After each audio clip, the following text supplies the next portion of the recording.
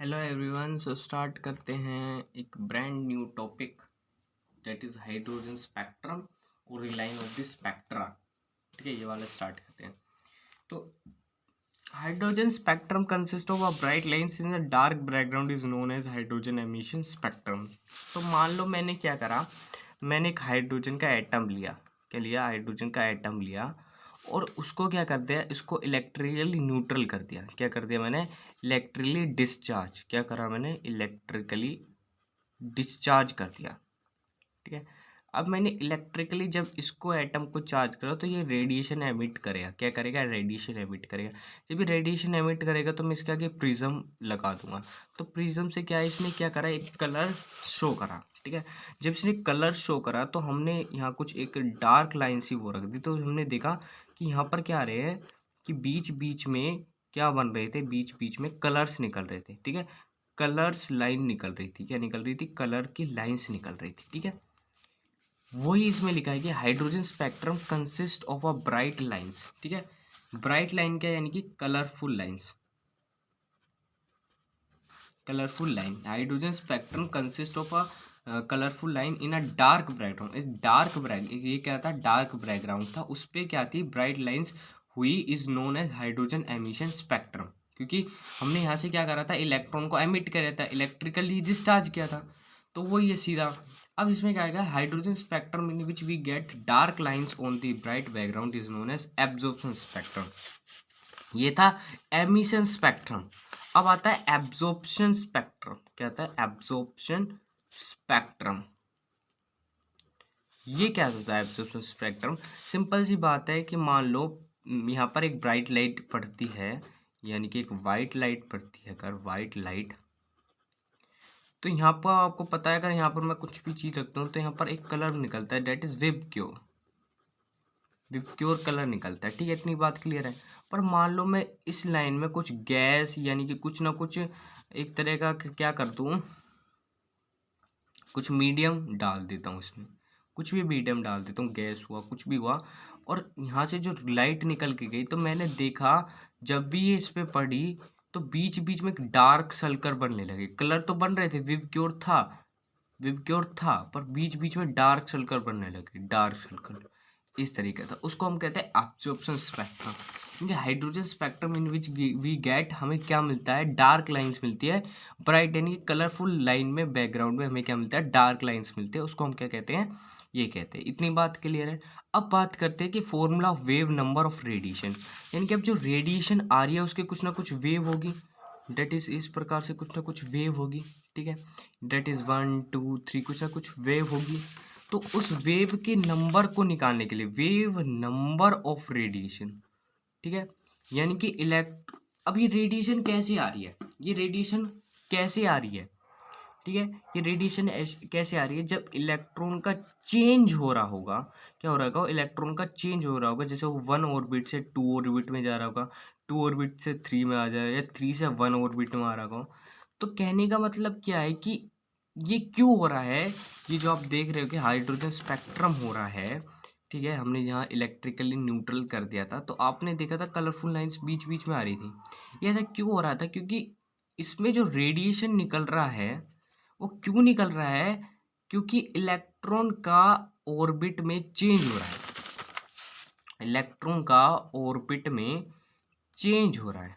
ठीक है, जैसे मैंने जब कल की वीडियो में, यानी कि नेक्स्ट वो पूरा इससे अगली वाली वीडियो में डिस्कस कर रहा था कि N1 में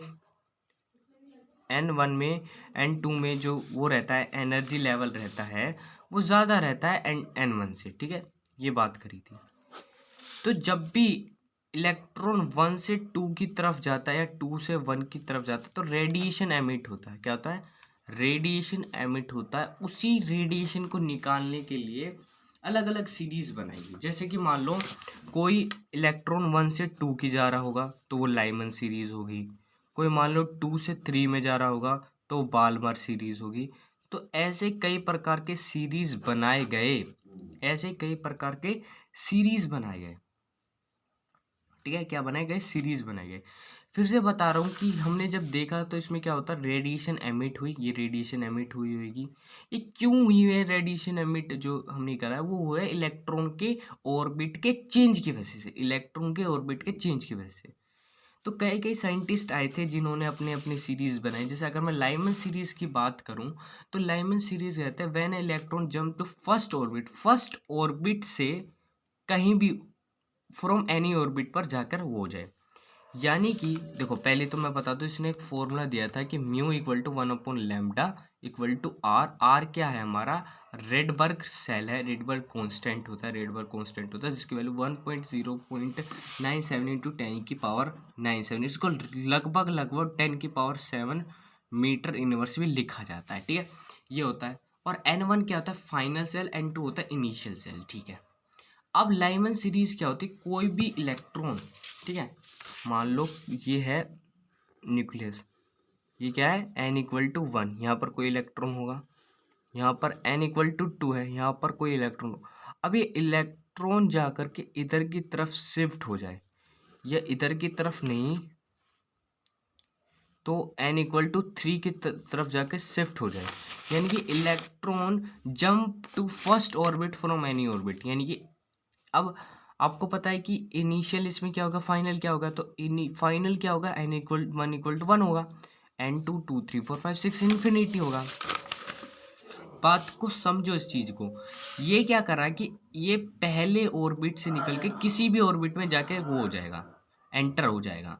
ठीक है, किसी भी पहले ऑर्बिट से निकल के कहीं भी ऑर्बिट में जाकर जो एंटर हो जाए उसको हम कहते हैं लाइमन सीरीज। अब पहले ऑर्बिट में जाके कहीं भी एंटर हो जाएगा तो पहला ऑर्बिट क्या होगा, फाइनल होगा, और जितने भी जगह एंटर करेगा वो इनिशियल होगा। तो n1 इक्वल टू 1 और n इक्वल टू क्या हो जाएगा 2 3 4, जिन कितने ऑर्बिट्स रहेंगे इलेक्ट्रॉन के वो हो जाएगा। तो सिंपल सी बात है, मैंने n1 की वैल्यू को 1 पुट करा, और n जो मेरी बहुत सारी थी उसको खाली मैंने एक n से डिनोट कर लिया, दैट इज n का स्क्वायर। लाइमन सीरीज होगी। This series lies in UV region में एंटर करेगा। ये जो सीरीज है वो लाइज करेगा यूवी रीजन में। इतनी बात क्लियर है। फॉर बाल्मर सीरीज में अगर मैं बात करूँ तो when electron jump to second orbit from, यानी कि अब सेकंड से, अभी सेकंड से सीधा फर्स्ट की तरफ नहीं आएगा, अभी सेकंड से सीधा 3 की तरफ भी जा सकता है, 4 की तरफ भी, 5 की तरफ से, और इन्फिनिटी की तरफ भी जा सकता है। उसको हम कहते हैं बाल्मर सीरीज। अब n1 की जो n1 है वो 2 होगा, आपको पता है n1 क्योंकि इसमें फाइनल है। n2 आप कुछ भी पुट कर लो तो इसमें ये आ जाएगा। This series lies is visible region, इसको हम देख सकते हैं।